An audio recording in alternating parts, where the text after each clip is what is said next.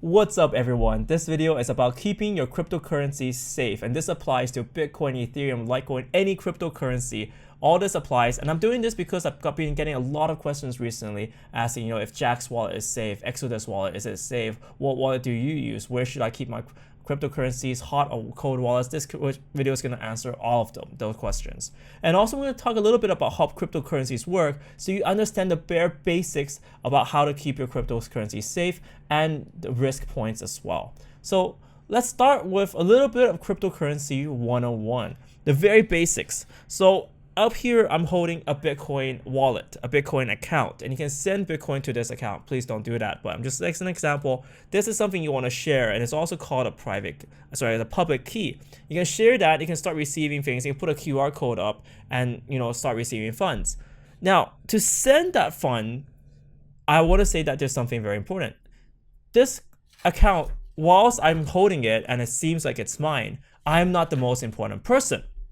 Right? If you go to like a credit card, if you use a credit card, if you go to the bank, then you are the most important person. Even if you lose your card, you can still verify your identity and get a card back, get a replacement card. And if someone stole your card and forged your identity, then you can actually go sue them, or you're protected by insurance. So in fiat currency and what we normally know, we are the most important person. I am the account holder, I am the most important person. But in cryptocurrency, I'm going to show you what is the most important thing.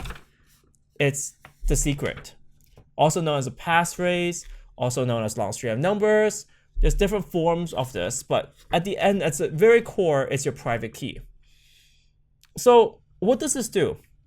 And how does this work overall? So for some reason, so I'm not going to go into the mathematics of this, but this can be used to sign documents, just like a signature, just like a human signature. When you sign a contract, when you sign something, this can be used to sign it. So it's a mathematical way of signing something. But once it's signed, we can know for certain that this key was used. It's like you can't even forge it. When you go and sign a document, you have a way of signing your signature, and there's various ways of verifying that this is your signature, but they're not 100% accurate. But with cryptocurrency, it is 100% accurate. We can see the results of this key, but we don't know what this key is, the private key. We don't know what the secret is, but we know that it has been used. Something very, very special. And that's what's broadcasted every time a transaction is transferred. So for example, if I want to send 1 Bitcoin to Alice, I can just use this key, broadcast the results. So do some complicated math, broadcast the result to everyone, and the whole network can verify, yep, this guy's the rightful owner because he's got the private key. He's used the right key for that.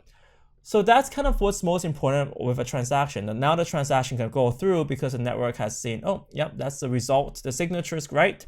Let's tick that off and we're good to go. So this is the most important part. And if anyone who possesses this private key can start signing and start sending off Bitcoins from this account. So you might have seen that, various forms of keys as well. For example, something like this. When they tell you to back up your key, they're actually essentially the same thing. This converts into this. At its very core, this is at its core. So let's go for one thing first, and this is what I'm going to talk about. The first thing we talk about is this is a paper wallet. It's called a paper wallet because it's literally on paper. It has my private secret key on it.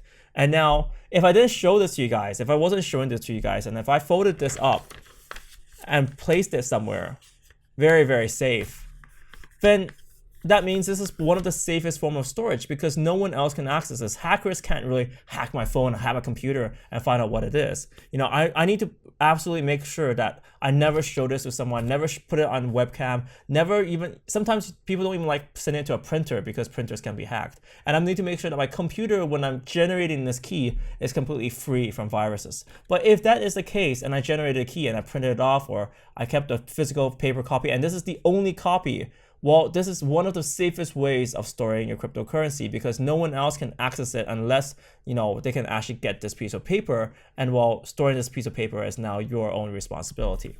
This can hold up to millions of, cryptocurrencies like this. And it's one of the safest ways of doing it.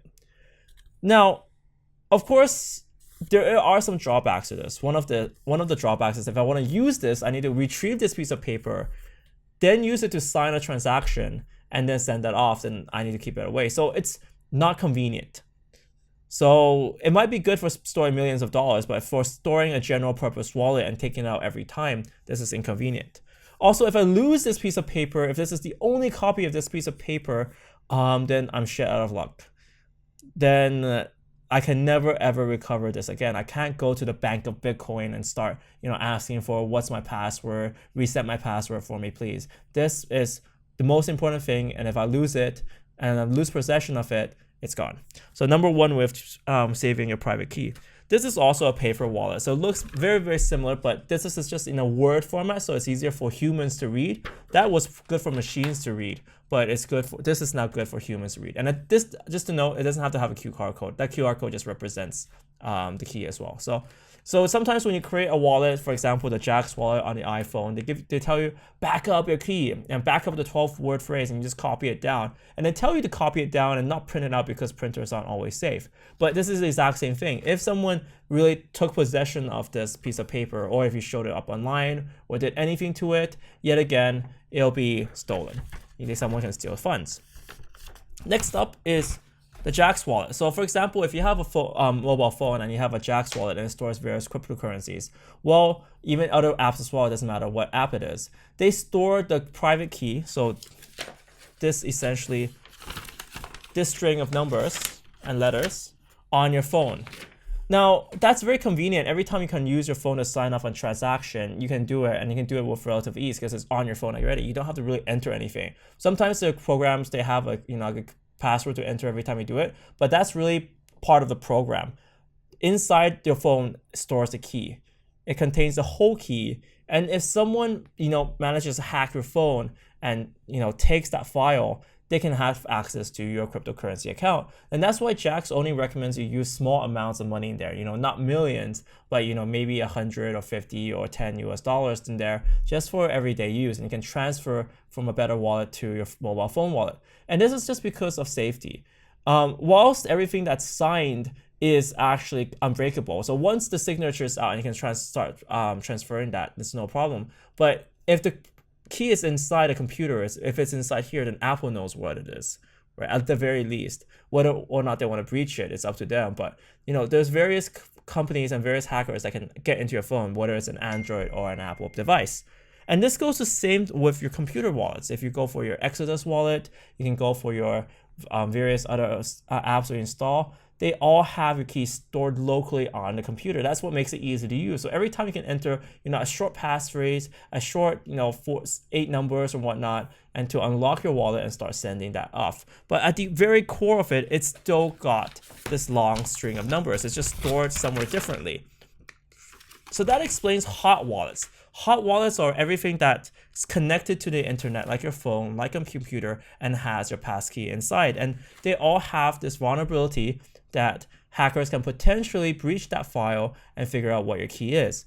Of course, not all keys are very easy to hack, and not all computers are hackable. Right now, cybersecurity is relevant. And also the advantage of those wallets is that you can instantly start using. Having a phone that can transfer Bitcoin is really, really important.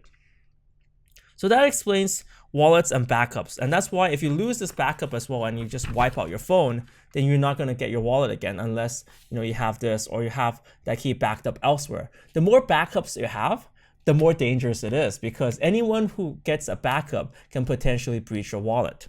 I do want to say one thing as well, which is if you send any portion of your paper backup wallet out or any portion of this out, it makes it easier and easier to hack. The reason why it's so long is because the length protects it from hackers. But say if you gave the first 20 or 30 digits off your private key, or if you give 10 words here, hackers can have a significantly higher chance of guessing what your password is, because now they don't have, now the problem set is smaller. So that's why you should never ever post your private key or portions of this password online. If the moment you do that, and the moment they can link it up with your wallet, they can start trying to hack it and try to steal your funds.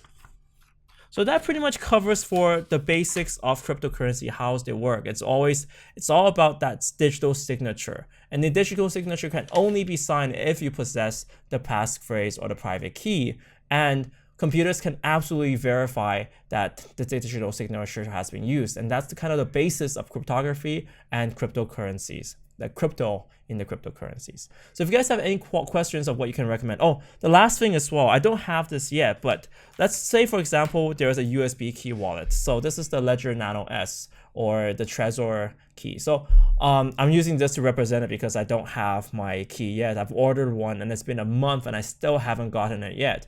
But let's just say, why are these keys popular? Well, these keys are popular because they possess the private key inside the USB stick.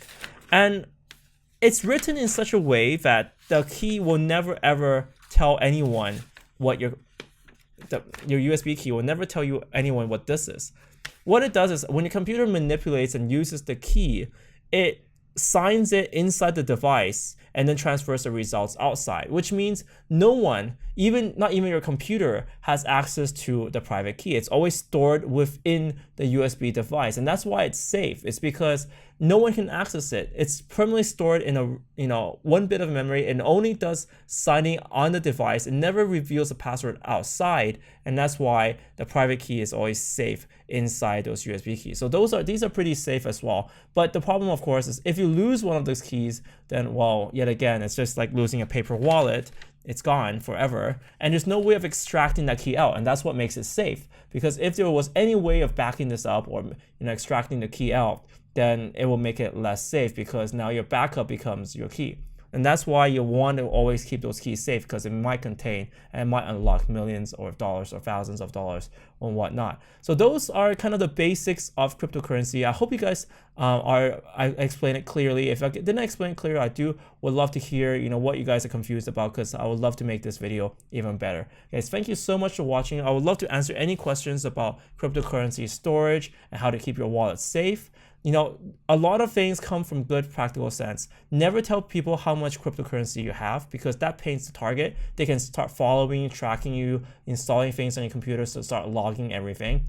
So that's one safety tip. Never tell people that you own cryptocurrency, and more importantly, never tell them where you live, where your computers are, what your IP is. All these things keep you safer. So guys, I hope you guys enjoyed it. If you guys want more cryptocurrency security tips, do write down below what you guys are concerned about, and I'll try to answer them. Thank you guys so much for watching. See you next time.